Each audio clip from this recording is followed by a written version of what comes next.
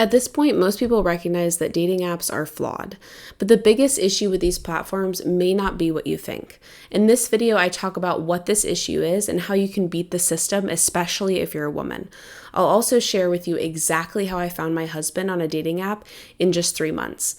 I'm Cameron, I'm a licensed therapist, wife, and mother, and this is my channel, Modern Marriage, where I share with you guys all the tips, resources, and insights that I've gathered from working with couples in therapy so that you can start building the relationship that you've always wanted.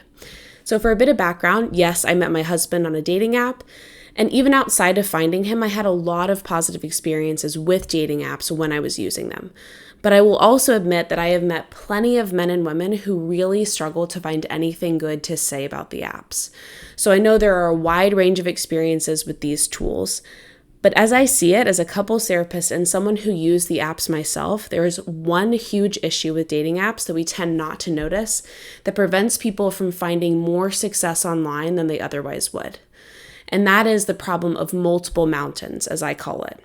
But before I explain what this problem is and how to overcome it if you're using dating apps, please don't forget to like this video, subscribe to the channel if you want to see more content like this, and share this video with someone who you think could benefit from it.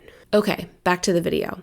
So the way these apps matching algorithms work is they rank each profile for straight men and straight women in 2 separate hierarchies based on the popularity of their profiles or how many likes they tend to get on the profile. Then they suggest to you other profiles that are ranked roughly at the same level of popularity as your own. Theoretically, this approach would work if all people had the same preferences in a partner. Then we'd all be competing for the same people at the top of one big hierarchy or mountain. So what ends up happening is by creating this false sense of there being only one mountain in the entire dating pool, a lot of people online begin to feel like only the top, say, 5 to 10% of people in generic attractiveness. So think small waist, wide hips, young and pretty for women, and tall, muscular, chiseled facial features for men have any real chance of success, since these are the only features that photos are decent at revealing about us. But this isn't how dating works in the real world. In the real world, there are multiple mountains of people competing on various attributes that matter to varying degrees to people of the opposite sex. For example, I'm Catholic. When I was using dating apps, it didn't matter how physically attractive, funny, or interesting a guy was. If he wasn't Catholic, I wasn't going to swipe on him. So the mountain of men I was evaluating to find a husband was different from other women with different political, religious, personality, or lifestyle preferences. And interestingly, when we meet people in our everyday lives as opposed to online, we tend to self-sort into our respective mountains naturally, rather than socializing with a random group of people who live within a 100-mile radius of us. If we're religious, we go to church and meet other religious people. If we're into activism or politics, we tend to meet and mingle with other people around us with similar views. If we prioritize education, we probably went to college and made friends with other college students, and they introduced us over time to other people with college degrees. Then after finishing school, we end up living in areas with people of a similar socioeconomic status and some similarities in lifestyle. Birds of a feather flock together, as they say, and these self-sorted mini mountains create our dating pools in the real world. On the surface, it may feel like a more limited way to date since we're exposed to fewer people, but it's what worked for generations prior to the advent of the internet, and everyone who meets their husbands somewhere other than online today is still taking advantage of this self-sorting process. However, now with dating apps, it can simultaneously feel like we have overwhelming optionality with the sheer volume of profiles we swipe through, and dishearteningly low success rates in matching with people we have anything in common with because the algorithms have tried to shove us all into one big hierarchy based on an arbitrary popularity contest. So if you're frustrated with the online dating experience, this should be good news. With multiple mountains, many more people can end up at the near top of their own mountain and end up being Mr. or Mrs. Right for another unique person. More people can win at the game of love, basically, than the apps would lead you to believe.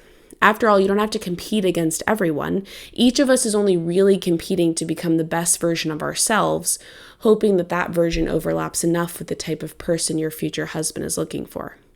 And to add some more good news, there are still ways you can use dating apps more effectively to find your future husband faster.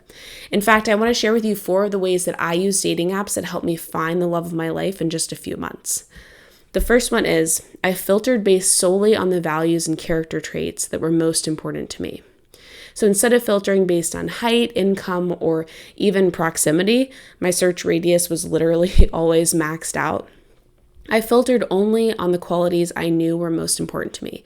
So those are my core values, like my religion, worldview, and being healthy, desire for a family, and evidence of some levels of maturity or ability to plan for the future. In other words, I was trying to find guys somewhere on my mountain with the traits that I knew I was going to value most in a husband over the long term, without filtering for so many traits that I effectively eliminated all potential matches. And as a result, I was able to give many more guys a chance than a lot of my friends at the time, which is actually my second point. Second, I gave more men a chance. By minimizing the importance of other traits like height or a specific education level, interests, or even their job or current financial situation, I ended up with more matches and more in-person dates.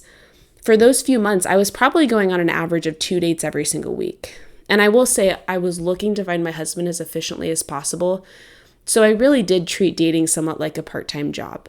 And not everyone needs to do this, but for me personally at the time, it felt like it was worthwhile to trade more time and emotional energy to hopefully find him faster, as I was really ready to settle down at the time. But even if you date less intensely than I did, you can still loosen your criteria on the more surface level qualities, especially physical appearance. And that's not saying it's not important. It's just saying that the vast majority of men that I ended up meeting were more attractive and interesting in person than their profiles had led me to believe. Third, I made my profile unique. So I tried to use my profile kind of like a filtering mechanism by including all of the sorts of things that I thought would attract the right guy and really repel the others. For example, I emphasized my values, how important my faith was to me. I was honest about my political leanings, my family plans, and the sort of driven, organized lifestyle that I prefer to live. I used my prompts to talk about what was most important to me rather than things like my interests, and I used my photos to showcase not just what I look like, but how I live. And fourth, I kept up my search outside of the apps. I didn't stop looking for guys in my everyday life, again, in those spaces where they were more likely than not to have at least some of the traits that I cared most about.